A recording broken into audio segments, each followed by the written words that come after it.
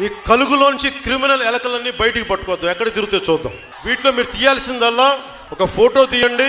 మన రోడ్లకు చేశాం కదా, మనం ఆంధ్రప్రదేశ్ రోడ్లు ఎంత నీచంగా ఉన్నాయో అని మనం అనుకుని మొత్తం దేశం అంతా ట్రెండ్ చేశాం కదా. అలాగే ఈ Kakinada the gang, YS Jagan the గ్యాంగ్ని ఈ హ్యాష్ ట్యాగ్ ద్వారా మొత్తం దేశం మొత్తం తెలియజేద్దాం వీళ్ళు ఎంత దోపిడీ చేస్తున్నారు. ఎందుకంటే నేను చెప్పింది కాదు, స్వయాన భారతదేశపు హోంమంత్రి చెప్తున్నాడు ఎంత దిగజారిపోయింది ఆంధ్రప్రదేశ్లోనే.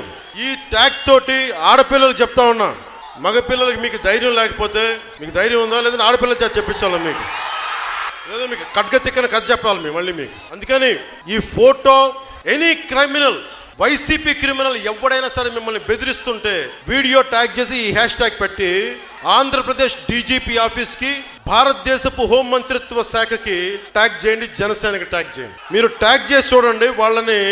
నేను చెప్తాను కదా, జనసేన ప్రభుత్వం వచ్చిన రోజున ఏ క్రిమినల్ అయితే మిమ్మల్ని ఏడిపించాడో వాళ్ళందరినీ బట్టలు ఉడిదూసి ఊరు కాకినాడలోని ప్రతి ఊరు గల్లీ సందు తిప్పిస్తాం.